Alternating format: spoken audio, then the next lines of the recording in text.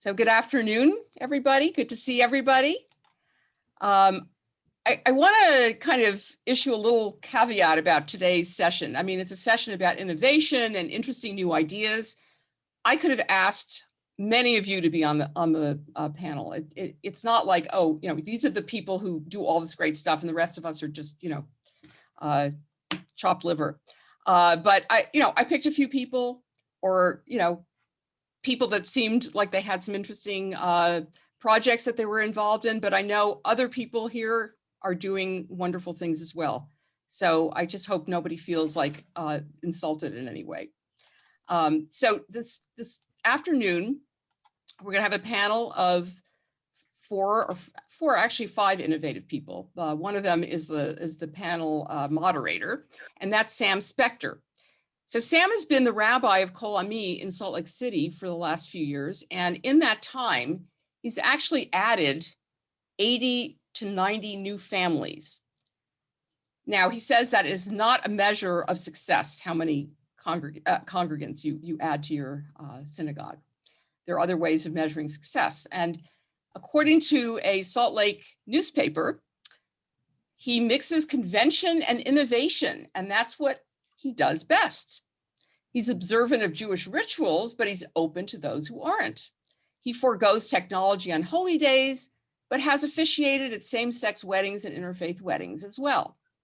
He observes the Jewish Shabbat, but has friends in every faith. He's at home in the world of ancient texts and modern phone texts. Sam draws on the past to push into the future, and he's not afraid to push others too. As it says in Proverbs, the rabbi quotes, "Without vision, the people will perish." Now, I'm not sure you all knew this, but Sam was not always planning to be a rabbi. He actually, at one point, thought that he would become a professional baseball player. I think I can still make the Mariners team, to be honest. So. Okay, Sam, we'll hope they're pretty bad. We're actually very happy that you decided to become a rabbi instead. Thank you. Thanks, Suzanne, for inviting me. There was more I was going to say, but go ahead. Oh. Go ahead. That's okay. Go ahead. I was going to say that you got your you graduated cum laude with a BA in Judaic Studies, and you are a member of Phi Beta Kappa and all of that good stuff too. But I will let you take over. Thank you. I'll take whatever you give me, because I'm looking around this room and I'm around a lot of people a lot smarter than me right now. So whatever makes me sound good. Thank you. I will. Thanks, Suzanne, so much. You're a great friend. I'm honored to be talking to some of my other friends and colleagues today who I've found so inspiring and innovative themselves. One other thing I'll plug just about Utah, where we're having a very snowy day. Hope you all are enjoying California or wherever you are in the warmth. Please check out online, if you haven't read it already, about what's happening with marriages in the state of Israel and Utah. And our PARR, I don't know if he's in PARR or not, but our colleague David Levinsky and I have been basically taking on the Rabbanut of Israel through our friend Ori Regev, and officiating weddings for people in Israel who won't be married by the Rabbanut. And this Sunday we're filing our lawsuit against to the Supreme Court of Israel against the Misrad HaPanim of Israel. So please support Uri and Hidush in that effort, and read what's happening with Utah. But anyhow, enough about Utah and me. Let's turn to some of our really inspiring colleagues today. We're joined by Heidi Cohen and also Sarah Basson. And by the way, Sarah, earlier today I was in a meeting, virtual meeting with Aziza from Newground, and she told me to say hi to you. And Brian Zachary Mayer, and my classmate from rabbinical school, Jason Rosner. And so kind of how I see the format, I feel like we could give each of you an hour to share what you're doing, but we don't have time for that. So kind of what we're going to do today is I'm going to introduce each of you, and then give you about 5-6 minutes to share what you're doing either in your congregational work, or some of you I know are not congregational rabbis. Yeah, I'll give you also in the chat kind of a 1-minute wrap-up warning. And we'll go through the four of you, so we make sure we give everybody adequate time to share. And then I'll ask a couple of follow-up questions. And then when we're about at a quarter till, we're going to open it up for Q&A from everyone else to put their questions. You can either put your questions in the chat or unmute yourselves. So how about just randomly, or we'll go alphabetically by last name, which would mean that Sarah Basson is going to be our first presenter, if that's all right with you, Sarah. And Sarah serves as the Associate Rabbi of Temple Emmanuel of Beverly Hills, where she drives congregation-based justice work. Prior to this role, she was the founding executive director of New Ground, a Muslim-Jewish partnership for change, where she built minority-based coalitions. Under her leadership, New Ground was named one of the 50 most innovative Jewish organizations in the United States by Slingshot Guide and was recognized by then Governor Jerry Brown of California as the state's faith-based organization of the year in 2013. Rabbi Basson's has demonstrated track record of anticipating trends in political and communal change is coupled with the courage to help lead communities through thoughtful processes of intentional transformation. She now serves on the boards of New Ground and Upstart, a national Jewish organization that has helped over 100 innovative Jewish nonprofits launch or scale up. She also serves on the advisory boards of the New Israel Fund, Hand in Hand Schools, Jewish Center for Justice, and Tivnu, Building Justice. Sarah has built an expertise in interfaith civilian diplomacy and is traveling with elite delegations of faith and political leaders to England, France, Germany, Qatar, Azerbaijan, and Iran. I want to be you when I grow up, Sarah. That's amazing. For her I believe work, you're doing the whole bio, Sam. You can stop. You got it. You got it. Sarah. Well, I'll just say this: Sarah's pretty awesome, and the personal anecdote I will mention about Sarah was when before coming to Utah, I was started my career as assistant rabbi of Temple Judea in Tarzana, California, in the San Fernando Valley, and I was trying to create some young professional stuff in the Valley, and the first person I turned to was Sarah, because Sarah has become extremely well known in Los Angeles for her innovative programming for young professionals as well. So I just want to throw that out, and again, thank you for the guidance you gave me in that first year of my career. So Sarah, how about you tell us a bit about the work you're doing? Like I said, I'll put in a little kind of like 1 minute warning at a certain point in the chat, and go for it. Thank you. Thanks, Sam. So here's kind of, rather than be like, okay, here's a program I'm doing and here's why it's great, I want to just dive behind the scenes a little bit into some of the training I received in the innovation sphere. Before I came to Temple Emmanuel doing startup work, I was a Joshua Venture Fellow, and how I use human-centered design to push boundaries within a legacy institution. So here's an example, right? I think it's true for a lot of synagogues, not all, but a lot of synagogues, when you walk down the hallway and you look at those confirmation pictures, that over the years, those numbers really start to dwindle. You can't really tell from one year to the next, but you look at 1992 and then you look at, 2019, the difference can often be pretty stark. By the time I got to Temple Emmanuel in 2014, I had 3 kids in confirmation, 3. So I think there's something about the ritual that's not really capturing the focus and attention and excitement of our teens or our families anymore.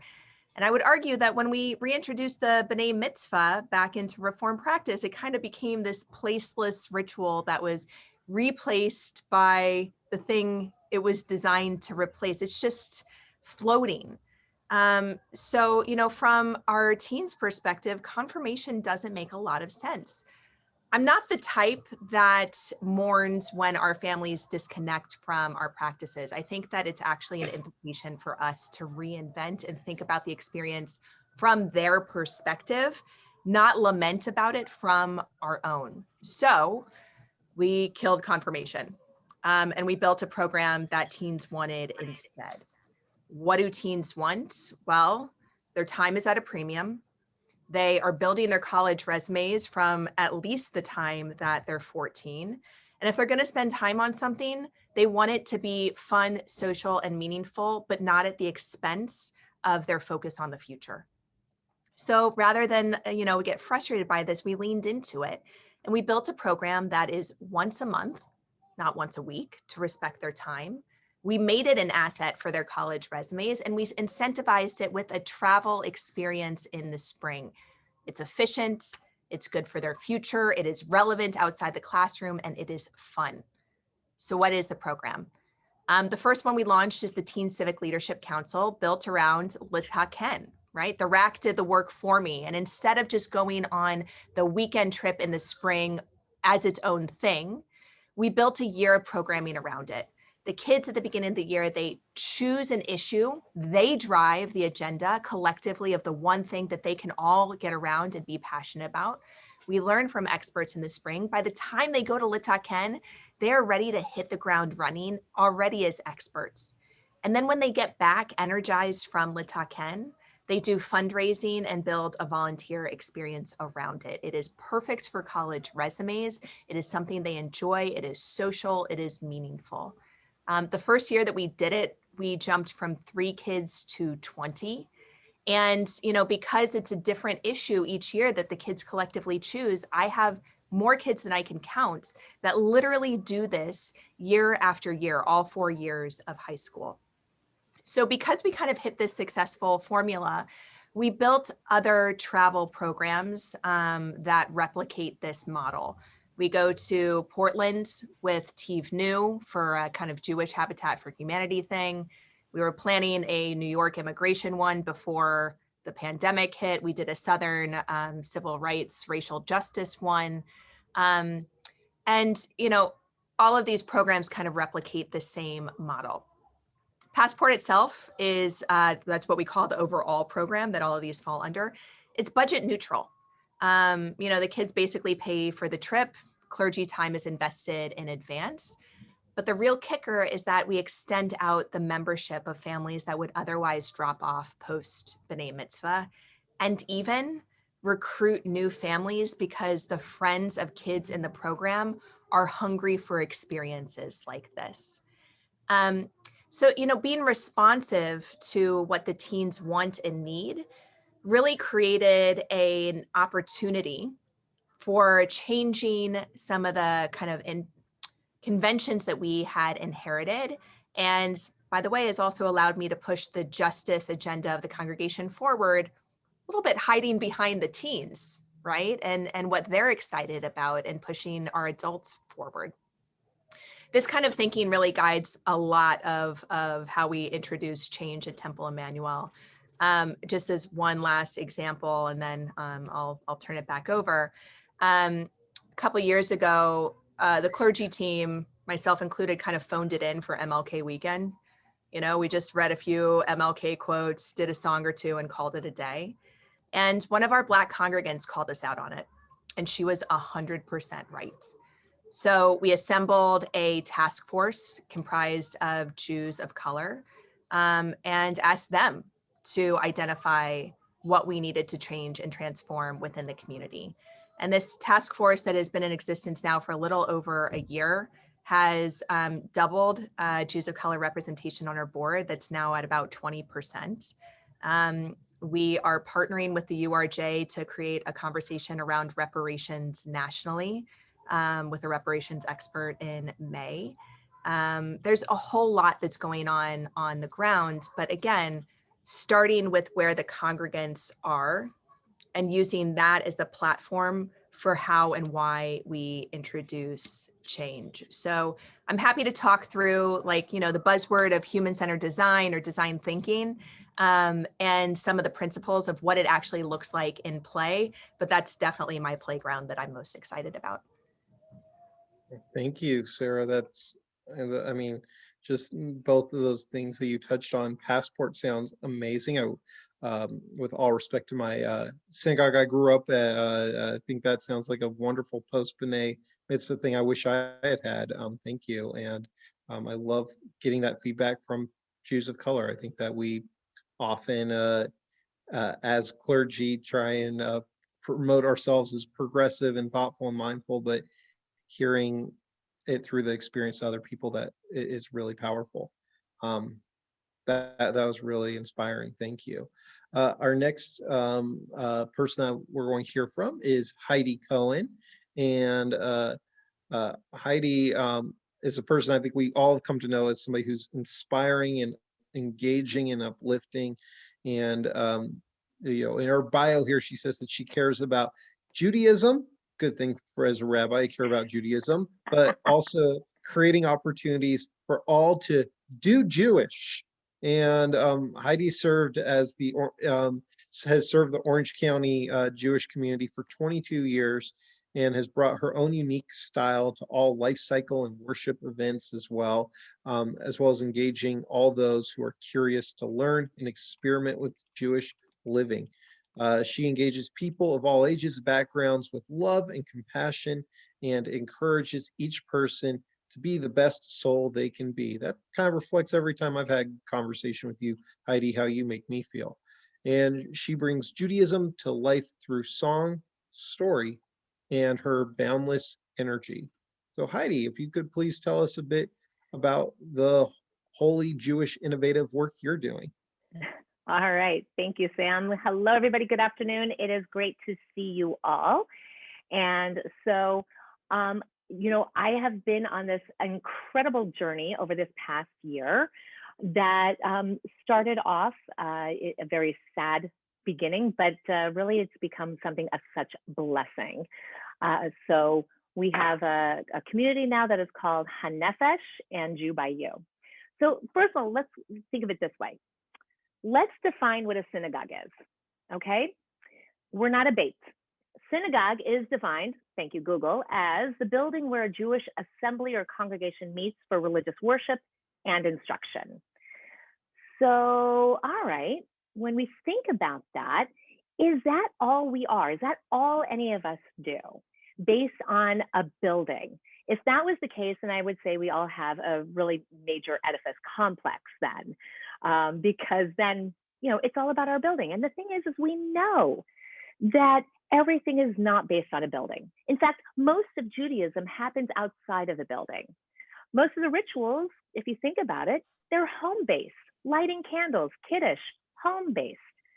We've brought Judaism back into homes over this past year, especially because of the pandemic. The only reason why we've been lighting candles and kiddush in the synagogue is because how sometimes, back then when we started with the Reform movement, needing to do the ritual there because people weren't getting home. They were coming to the synagogue on Friday nights because they were opening their businesses Saturday. But you already know that story.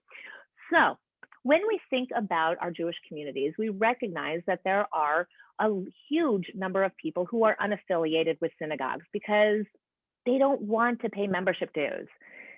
Think about the gym membership thing. Also, they don't want to be paying into a building that they're never going to go to. Not saying everybody, okay? So we got to kind of look at that as well. So think about your own synagogue budgets, those of you who are in synagogues. How much of your budget is invested in your buildings, in the upkeep, the staff? How much of that money can then go to programming and outreach instead? Also, of course, we see how there are people who don't want to be dealing with the drama, the politics that's found in a synagogue. Now, not to say that we aren't seeing some of this this drama and a little bit of politics with Hanefesh and Jew by You, but it's a learning curve because we are creating something that is completely different yet similar as well. We have to keep reminding ourselves that what we have of Hanefesh and Jew by You is not the same, oh, this is how we've always done it, because we're new. So we are reminding people that just because we did it something one way in one organization does not mean that we have to do it the exact same way here. So what are we? We are both a nonprofit and an LLC. Hanefesh is the nonprofit. It is the, okay, lack of a better term, the religious community aspect. Jew by You is the LLC. That is our religious education programming for all ages, from kindergarten through adults. I won't get into the whole idea as to why did we choose to set it up the way that we did. That's a longer story than I have right now. We have a very small board just to satisfy our 501c3 status. That's it, a very small board. Keep it small, keep it simple. So why do we do what we do, and what is it that we're doing? We do it because we want to be doing, so my partner is Jody Kaufman, who is our Jewish life educator and co-creator of these, of HaNefesh and Jew by You. We do it because we love doing Jewish, and we want to be able to do the jobs that we all were trained to do as Jewish professionals, not to do the job that other people tell us that we should be doing that they don't have any training in. So HaNefesh, what we've created, has been created because of the pandemic and also because of other issues that happened a year ago.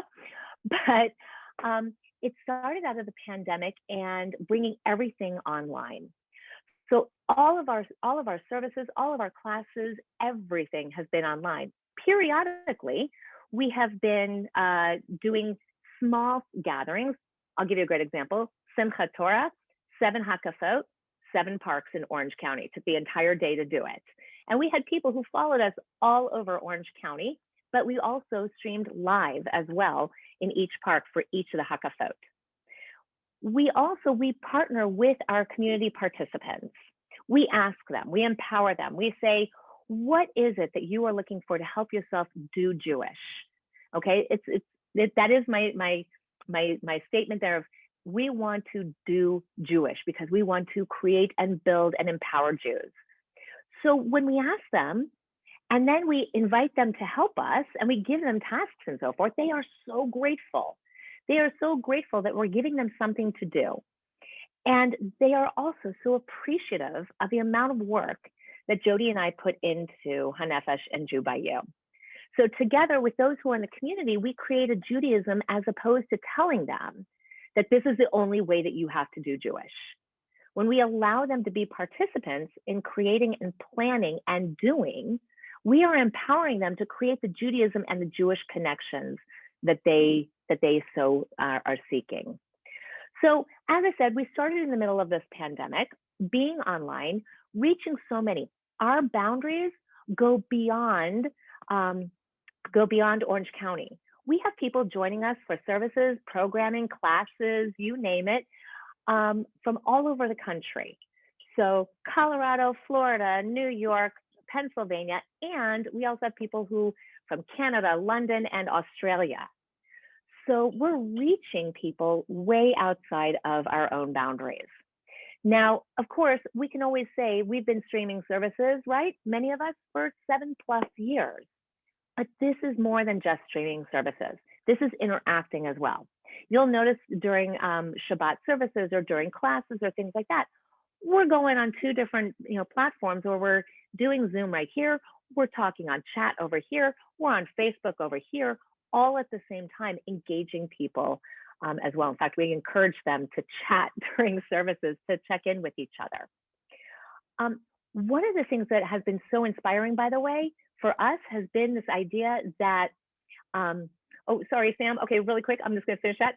So, is the idea that there's a whole community of independent Jewish professionals that I never realized existed outside of the organizational bubble. She's there, though. I'm sorry? Sorry, somebody, let's all make sure we're muted, please. Okay, so just really quickly, what we have discovered is this whole other community of independent Jewish professionals who are doing this work outside of the brick and mortar. What's going to happen, post-pandemic?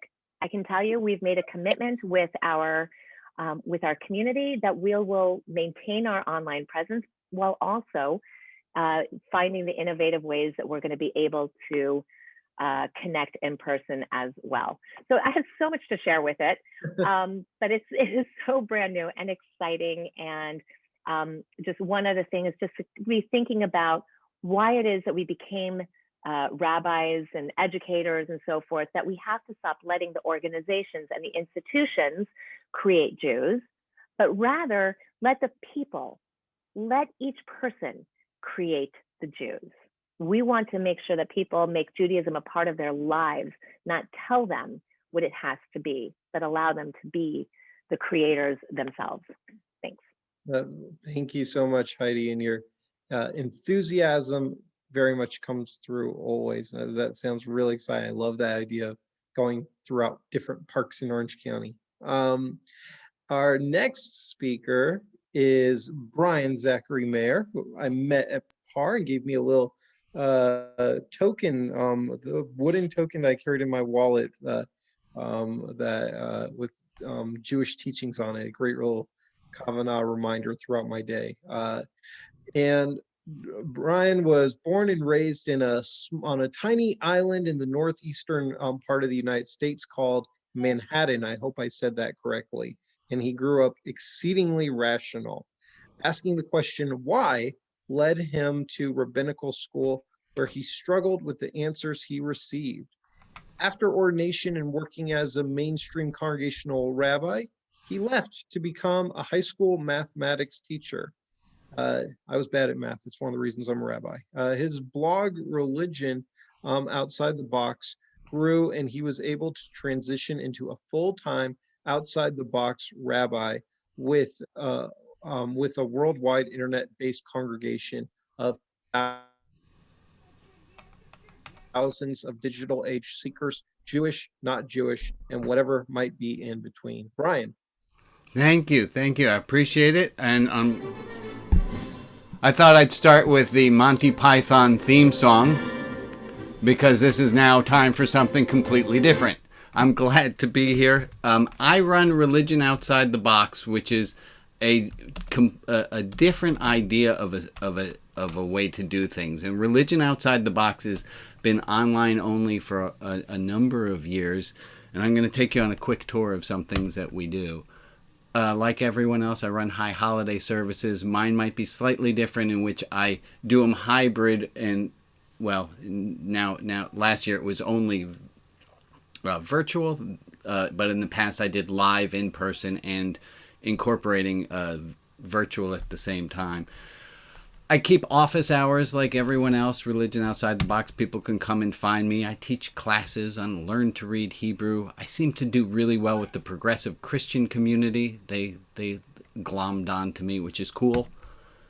And I run services every Saturday. I run a service that's called the Saturday Service, and you can kind of get a sense from the graphic there.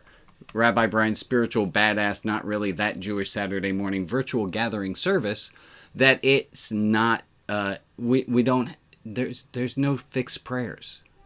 It's much closer to a Quaker meeting, and I with me facilitating and running, and we do have time for prayers and reflection.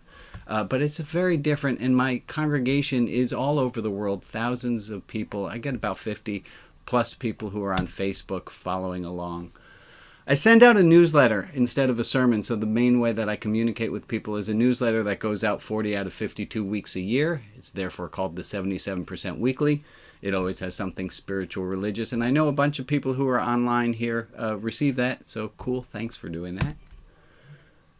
And I do things differently. I actually did this for Suzanne and her people to do a presentation all online about spiritual fitness and helping people to figure out. I had always the issue of that it felt to me that through rabbinical school and most of my work as a rabbi, I was prioritizing Judaism over connections to the holy. And I wanted to figure out how could I do it the other way? How could I push people towards the holy, not necessarily using Judaism as the only path? The spiritual exercise class was one of these ways. I did have a podcast, very exciting podcast, and other things. Meditation. I wrote a book about meditation. It's a full color graphic novel that stars me as a ridiculous cartoon and a horse and a dragon who want to learn how to meditate. I try to keep it fun, and I stream it live to Facebook. So at 2 p.m. on most every weekday, that's me sitting with my eyes closed on Facebook, meditating, and people join me because, well, I don't know why they do. It gives them some weird sense of community. We're meditating together. wherever we are. I've run progressive clergy support groups. I don't think any of people here have been in it, but that's also for not just for Jews, but to have Canadian UCCs from Canada or Methodists here, and getting people from all different denominations, so that when people are bitching and moaning about their particular denomination, there's nobody in the group who is from their same group. So it really opens up people to talk. I've been doing online for a number of years. I find it really fun. I sell some things off of an Etsy shop, and I'll show you a book in a second, but I do a lot of spiritual direction. My favorite piece of spiritual direction is working with this book here. It's called My Fun Theology Workbook, and it is a workbook that has lots of thoughts and spaces for people to fill in and to do exercises. I'm very concerned with people feeling that they are in charge and they are the foremost authority of their own spiritual life. Coming up soon, I'll be making matzah. This is so exciting because this happened yesterday. I didn't get to put it in totally into my slideshow, but it got picked up by a big magazine here.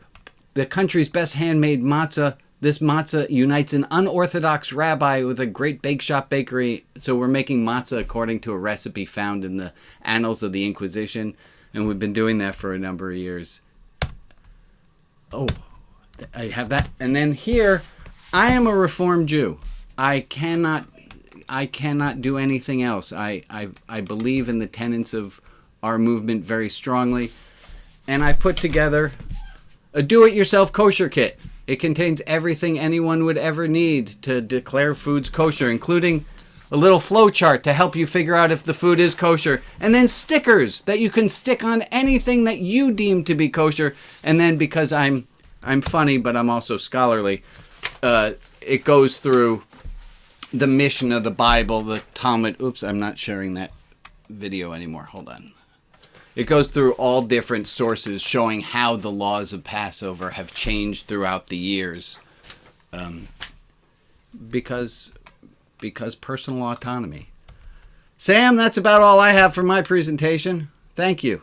That was awesome. That was entertaining. Oh, wait. I'm going to put in the chat. If you want to make matzah with me, I'm going to throw that into the chat. I'm doing that on the 21st, on Sunday the 21st. It's a really fun time to do, so I'll put that in. Thank you, Sam, again.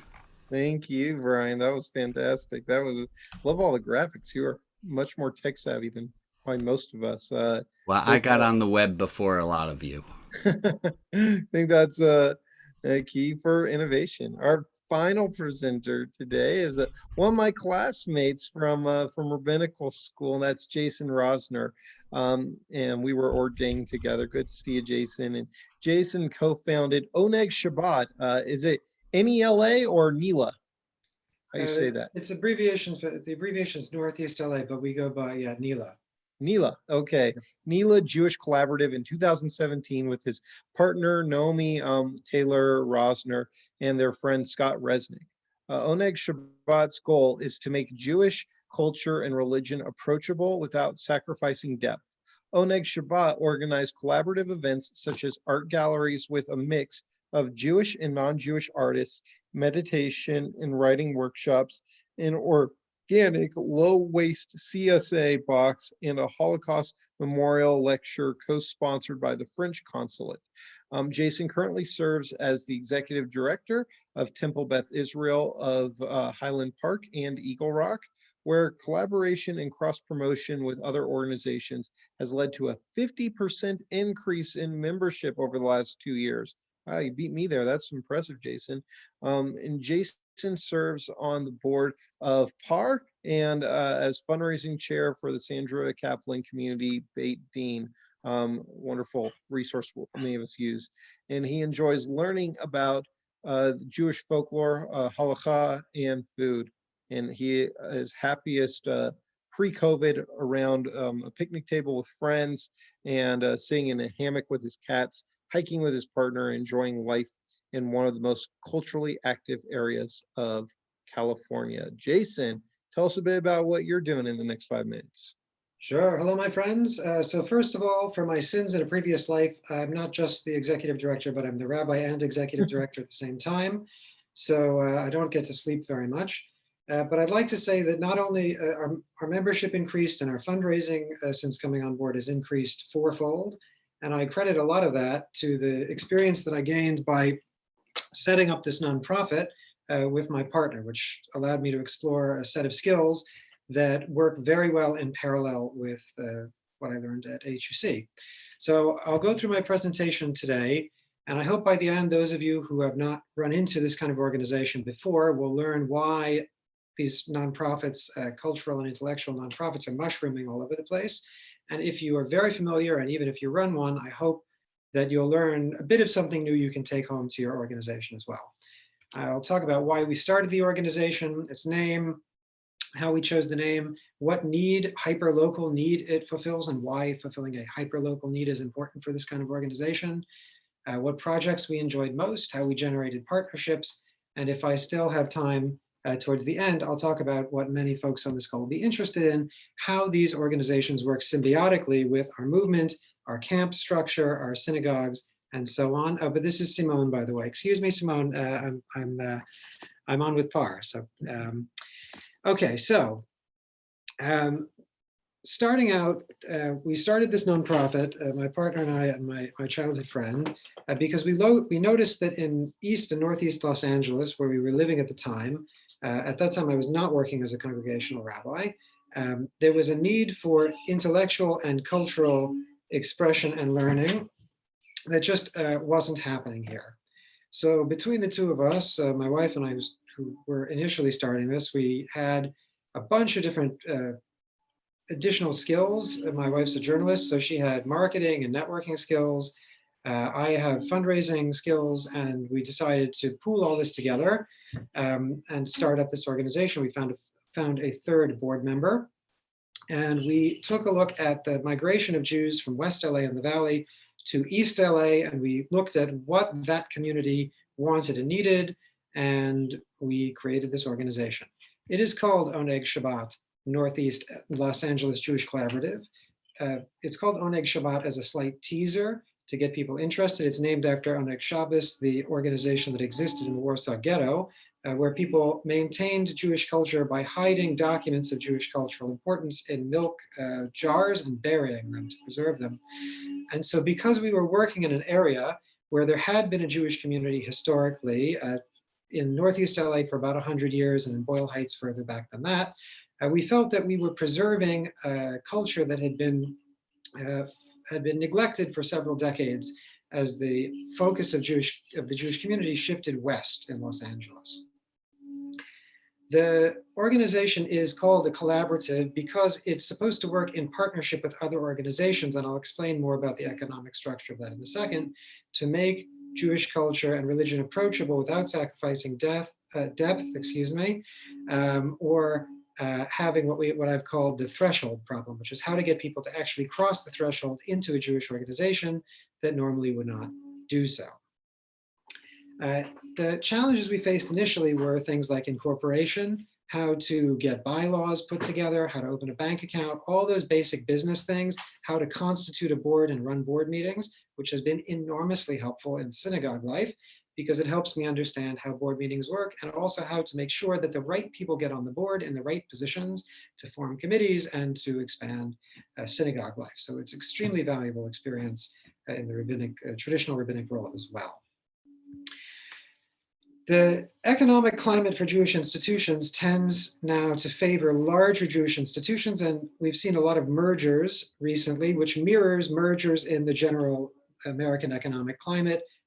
Dr. Windmuller, Professor Windmuller at HUC often likes to say that we borrow from the community in which we are living. So you'll see our organizations are called things like the American Jewish Committee, and we use words like democracy a lot, and we structure our organizations like corporations in the American world.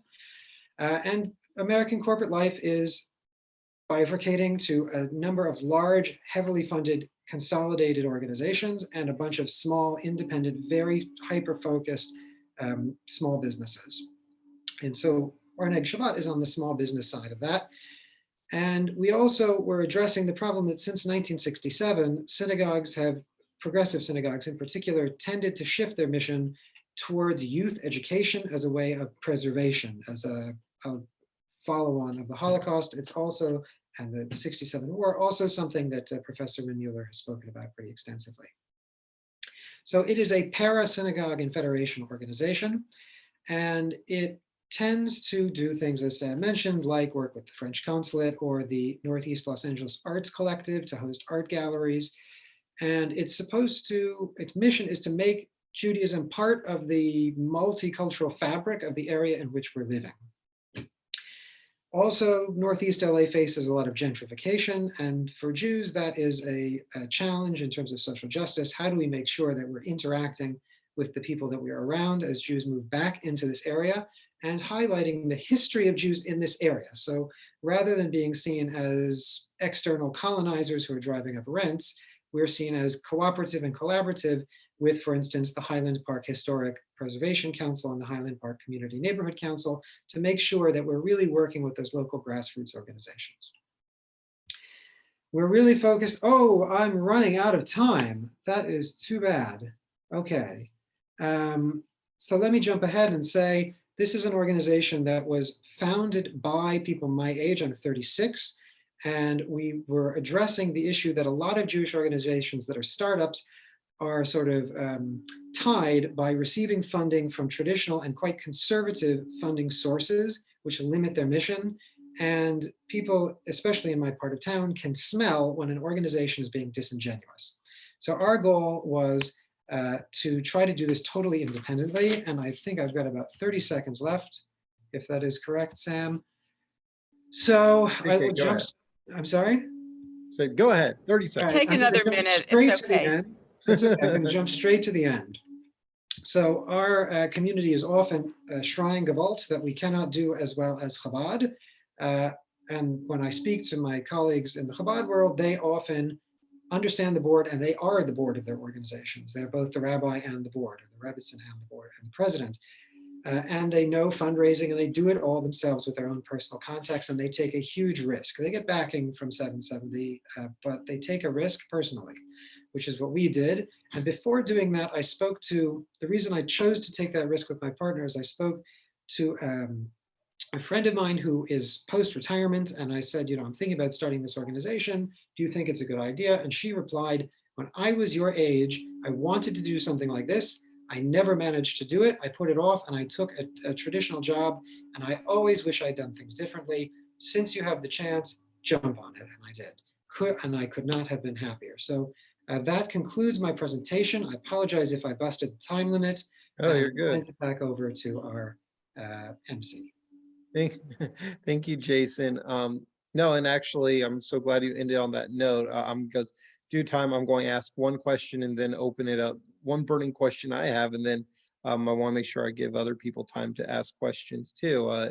You hit that, so I love that you use the word risk, because that's kind of the word that keeps coming to my mind when I think about many of you and what you shared, of being risk takers, of in Sarah's case, kind of breaking the mold of what to expect for synagogues, and and some of the rest of your molds as well, like creating your own nonprofits and such. And I don't know if I speak for everybody else, but as a congregational rabbi, I've had so many meetings where we are talking about what type of HVAC system we should be doing and what types of argument, and we're having heated discussions about the copier and can our copier last another year? And I'm staring out the window going, this is not why I became a rabbi. I became a rabbi to, bring Judaism in the world or do social justice work or something like that. And I think many of us fantasize about doing some of the work that you're doing. And oh, good. It's not just my congregation. Suzanne's also Riverside and Salt Lake are kindred spirits. But I think for many of us, we go, how, the great thing about working in a synagogue is it gives me some sort of protection and security and a contract and a salary. How do you all take that risk of creating your own organization or doing your own creative thing while still being able to put food on your table and provide for yourself? Brian, I want to go with you. So I took a job teaching high school math. I mean, you find a way to do the scary thing, and then there's this great quote from Baal Shem Tov. Hold on, I'm going to put it on the screen. It says this: "Let me fall if I must. The one I will become will catch me." Mm. And Heidi, Yeah. looks like So you were going to. yeah, I want to jump in with that too. With what Brian shared there. What we are doing with Hanefesh and Jew by You, we are not getting anywhere near the salaries that we could get in congregational life. Oh, hell yeah. But we're so much happier. Mm. I'm not dealing with the copy machine and the air conditioning and all this stuff in the building. It's so yeah, you got to understand that you're not going to have that security of the institution. And trust me, there are nights where it keeps me up, at night. But then, you figure out creative ways. Somebody asked about, fundraising and stuff. The creative ways of doing fundraising. I didn't expect our Mishloach Manot to be as successful. I thought, this is going to be a nice thing to do. It turned into a fundraiser. Who knew? But it's when you're doing something that you're passionate about and that makes you happy, and that you are creating change and creating something for other people to be and do Jewish, it's priceless. Yes, you still got to keep the roof and the food. So. And you're able to just kind of fundraise and create your own salary that way through fundraising and stuff. Well, yeah, and you have to not be afraid to ask for money. Sure. You have to be comfortable going and talking to large donors and saying, or potential large donors, and say, this is what we're doing. Here's our mission statement. We want to be radically inclusive, et cetera. And here's what I need from you. And you just can't be shy to do it. I mean, kind of like Jason said, that's almost like the Chabad model almost of, and that Chabad, I will tell you, say what you will about Chabad, but they know how to fundraise. Sarah. Yeah, so I've done both, right? I started off at Newground, Right. where there was 2 months of my salary in the bank, and then the rest was good luck, go get them. And then I came to a institution, a legacy institution, and I'll say that there are trade-offs, right? And being part of the entrepreneurial space, you can move fast and you can break things, and there's no precedent to hold you back. So there's tremendous flexibility. And there's the limitation of the scrappiness and the resources and, whatever sort of financial panic of your own security. Within a legacy institution, the pace of change is much slower. My son says hi. Within a legacy institution, the pace of change is so much slower, right? And so I have to navigate my impulse for change and transformation and moving fast and breaking things and mitigate it constantly. Luckily, that's what the institution asked for when they hired me. But a big part of the success that I've had is about being clear about what risk is and isn't. People will only frame risk in terms of what is unknown. And we need to get more used to talking about the status quo as the real risk, right? We know that we are headed over a cliff. We know that our institutional setup as it is right now is not going to be what carries us forward for the next 100 years. So let's talk about the risk of doing nothing, not the risk of making change. Great point. I could ask a million more questions that I have. So you all have got my wheels turning, and I will feel like as soon as I want to jump off of this call, I'm going to be like, I'm going to change the world out here from some of these ideas. But I want to make sure I give respect to our friends and colleagues here who might also have burning questions.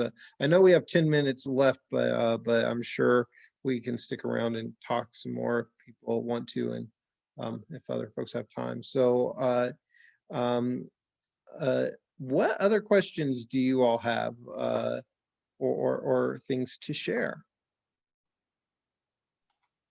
I was just going to note something, I don't have a question. It's Sure. that I think another common thread here is the fact that all of these people here have gone to the people they serve to ask them what they need or want, as opposed to, as I think many of you said yourselves, it's not what we think you need or think you should need, it's what you need. And how do we make that attractive to people? And that's, that's that, I guess, design thing that, is, what is it called again? Backward design, Human-centered design. design. It's sometimes called market And research, to put it in easier terms. that's another way to look at it. No, but it's really, because I've been feeling that way about B'nai Mitzvah. Confirmation, we do a little bit more like you do it, but B'nai Mitzvah, it's like the kids are learning all these prayers by rote and it doesn't mean anything and it's not part of what their family's involved in. Why are we doing this? Just because we do it, So I really salute all of you for this amazing panel with these incredible ideas, and each one of you could have done at least 1 hour. But do others have questions? Let's see. We're in a room full of rabbis, so I know Comments? that there's questions. There has to be. If they don't I'll have just any, keep Sam, asking. go I'll for give it. you five more seconds. Daniel, did you have something? Oh yeah, I was going to ask. I mean, obviously, innovation is inspired. So for any of you who presented, is there one organization that really inspired you in the work that you've been doing that we might look to beyond you? Good question. And yeah, Cirque du Soleil. Cirque du Soleil. Yeah, seriously. They took what was an established model and figured how to do it completely differently. That's very true. And Jason. The elephant in the room, Chabad, also known as the Jewish reincarnation of the Hare Krishnas. They give before they ask. Very, very important principle. No, thank you. That's Excellent a great point. point. I mean, yeah, Chabad is certainly, like I said, masters of egg fundraising. And Sarah, I guess a follow-up question to you from that, in your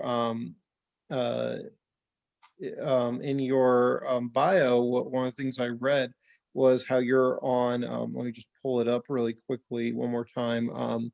You're on the board of Upstart, a national organization that has helped over 100 innovative Jewish nonprofits launch or scale up. Is there, so I'm sure you have just a wealth of resources. Is what with the organizations that you've helped launch and start up, is there any that we should maybe be taking a look at as the next big thing of changing Judaism in the 21st century? Because just in the past year, we've seen that, gosh, everything we knew, we've had to reinvent. Yeah. The one that's got me most excited is Svara, which is a queer Beit Midrash you may be familiar with, Rabbi B'nai Lappi. And part of what's so inspiring about it for me is that it takes Jewish tradition so seriously. And it also takes, a queer-centric approach, right? Like meeting the people where they're at, starting with who they are and bringing that fully and wholly to Jewish tradition. And I think that sometimes we're a little more tepid and we're dancing around the edges of making tradition meet people. But part of what Rabbi Lappi has been so successful at, and we're seeing this, I think, replicate with some of the Jews of color work that's happening by Alana Kaufman, is refusing to be at the margins and centering the narratives of folks who have felt disconnected from tradition or not seen by it. I'm going to mention that tonight. One of the things I do out here is run an intro Judaism class that goes all year round. And being in Utah, we have at any given time about 30 students in the class. And I'd say that at least half are queer ex-Mormons here in Utah, and who would love something like that. Tom Lockheim, good to see you here. Asked if you would Zoom tour study differently to center on the students, how would you do that? Is that Tom, was that specific for anyone or just kind of across the board? I'm going to answer and then I'm going to run off because I got my 2 o'clock meditation with people. take everyone off mute. That so that people can engage. Having people having to unmute, and it takes a little while for classroom management to work, but get people off mute so it feels like they're in the room together. And I thank all of you, and I'm going to run. Thank you, Thanks, Brian. That was Bye, Brian. fantastic. Namaste. And I agree with him. That's the thing is when it comes to Torah study, you go ahead and you don't mute them all. And they will mute themselves if, or if you hear somebody's got, the TV going or whatever, you can usually find out who that is. But I really have noticed that they'll engage, they'll listen, they will, they'll be active participants in it. And so when you let them start talking, they figured out how to do the raise hand. And if they haven't figured out how to do the raise hand in Zoom, they raise their hands. And if they're on a different screen, they're doing this. And somebody goes, Rabbi Heidi, so-and-so's over here. So, it does work. Just ask them, talk to them, let them communicate through there as well. And Sarah put in the chat there, people to text, not text to people. Check out the URJ's 5 principles. Well, pardon? Nothing to add. Nothing to add. We have I like know one more question. one more question. Cool. That's it. Sam's very generous. Let's see. Is there one more? Anybody have one last burning question? Well, if not, I want to thank our 4 amazing panelists. I feel like going to quit my job right now. I'm going to maybe show this video to my board. And Sam, thank you so much for doing such a great job moderating this. Oh, this was fun. Thank you for asking me. Yeah.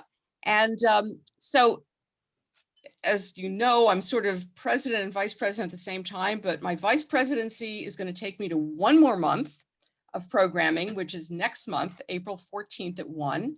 We're going to look at the future of the reform movement with Amy Asen from URJ and Hara Person from the CCAR.